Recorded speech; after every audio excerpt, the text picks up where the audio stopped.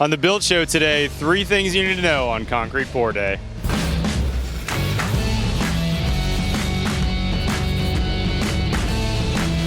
I'm coming to you from a beautiful Lake Austin job where behind me we're pouring a 270-yard slab that's supported by steel piles. And on today's video, I want to tell you 3 things you need to know as a builder on today, the concrete pour day. So let's get right into it. Number 1, we want to know what kind of concrete we're expecting before the trucks arrive. We're going to look on our structural plans, and the engineer is going to specify the mix. In this house, we've got 3,000 PSI concrete, and then there's some other information on the plans we want to check out as well. The engineer is going to specify the slump, and in this case, this is a 2 to 5 inch slump. We're going to get into that in a minute to show you what that means. And then we also have a fly ash content. We can use up to 30% fly ash on this job. Okay, armed with that information now, the first thing we want to do is grab a ticket from the concrete driver. There's some vital information on these tickets we want to verify matches our plans. So first of all, you're not going to see necessarily that 3,000 PSI listed. Instead, they might convert it into a number of sacks. In this case, this is a 5-sack mix, which translates to 3,000 PSI, and we've got 25% fly ash. A quick note on fly ash. Fly ash is a great additive. It makes it easier for the concrete guys to finish the slab, and it also has a big environmental benefit.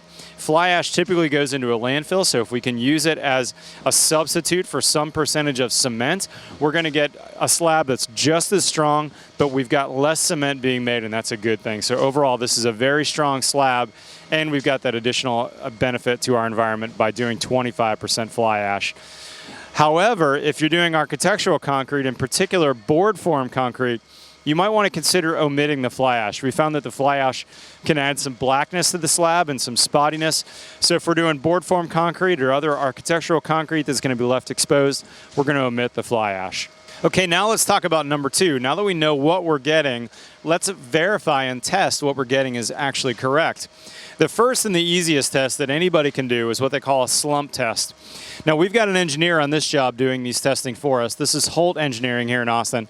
But basically, anybody can do this. All you're going to need to do is order a slump cone. This is a 12-inch tall steel cone.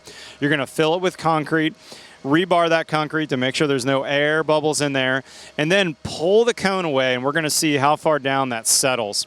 We're going to be looking again for a 2 to 5. Now, most of the time, we're really looking for a 4 to 5 for this type of concrete.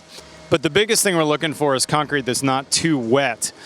Concrete that's too soupy or too wet is not going to maintain its strength, and we're going to get less than what we paid for. Now, oftentimes the concrete guys like to add water to that because it helps them to pour it, to get it into the forms, but we just want to have a conversation with them ahead of time to make sure not too much water is added. And that's why I like the slump test, because it's cheap and easy. Anybody can perform it, and we can verify we're getting what we expect. Now, in this job, we've gone one step beyond that, and we're actually doing cylinder breaks. Now, if you're doing multi-million-dollar houses, or if you have a client that is especially demanding, I really like a third-party testing company to do cylinder breaks. They're going to basically take these cylinders that they've filled with concrete, take them back to their lab, and they're going to test them at 7 days, at 30 days, and at 60 days, and make sure they break at 3,000 PSI concrete. Again, this is just great for us on the job site because we know we've got a third party telling us, yes, we built the house correctly. And ultimately, by maintaining that strength, we're going to make sure that we've got a slab and concrete that has much less cracking than it would normally. Now, all concrete is going to crack. Cracking is normal, but we're trying to minimize that as much as possible to give our clients what they've paid for. Okay, and the third and final thing that we want to know on concrete pour day is what is our plan for curing? Now, in this particular case, the engineer has specified 7-day curing time, which means we want to let this slab sit for 7 days, but we don't want to let that water get out too quick.